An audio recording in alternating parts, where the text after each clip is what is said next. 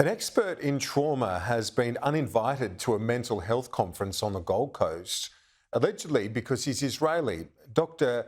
Moshe Farchi travelled from Israel to attend the Frontline Mental Health Conference, only to learn he was no longer welcome. His hotel room cancelled. It's understood the organisers believed his appearance would pose a security risk. Let's bring in now the CEO of the Zionist Federation of Australia, Alon Casutto. Alon, thanks for your time. What's your fundamental issue here? Given security concerns, can you understand the organisers thinking and wanting to minimise the risk?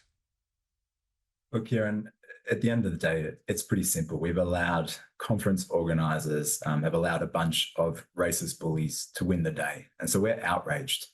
It's a great shame. What's worse is that this is a conference that's organised by mental health practitioners for mental health practitioners, and they're succumbing to intimidation and bullying, to racism. And you've got to ask yourself, what kind of message does this send, where this conference was in service of frontline mental health workers, including a lot of mental health workers from the Australian Defence Forces. And here we have a world-leading expert in trauma who's preparing to deliver a keynote on resilience, on psychological first aid, a real gift to the Australian mental health practitioner community.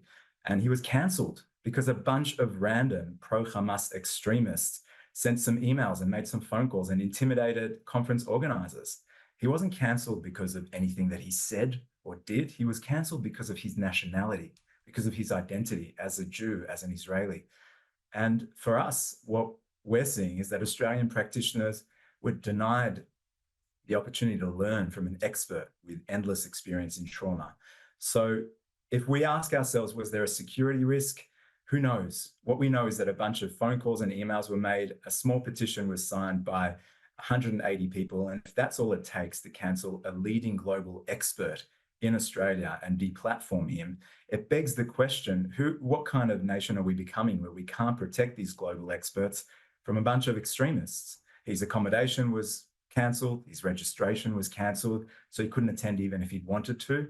And what's concerning is that Dr. Moshe Farchi is just one in an ever-growing number of cases of intimidation of Jewish medical professionals, of Jewish artists, of comedians, of musicians, of restaurant owners, all who are being cancelled, boycotted, simply because they're either Jewish or Israeli. And we've got to ask ourselves, what are we going to tolerate as a society? Would we tolerate this if any other minority was being cancelled based on their nationality or identity?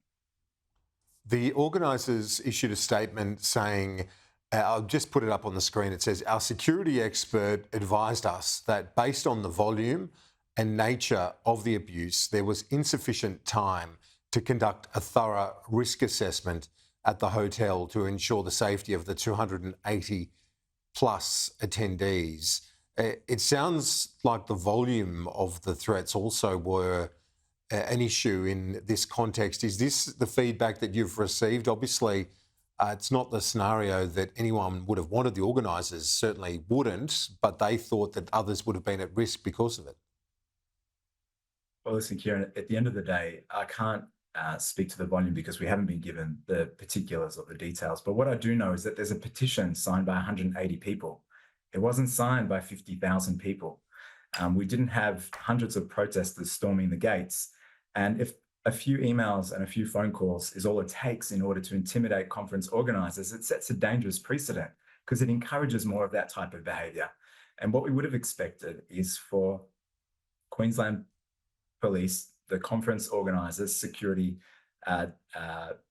companies to say, hey, we've got a global expert here and we're not going to send him packing just because of a bunch of phone calls and emails. We're actually going to gear up to protect him, because otherwise it means that essentially intimidation and bullying tactics work. And that's a really dangerous precedent for us to set in this country. Alon Casutto, Zionist Federation Chief Executive, appreciate your time. Thanks. Thank you, Kieran.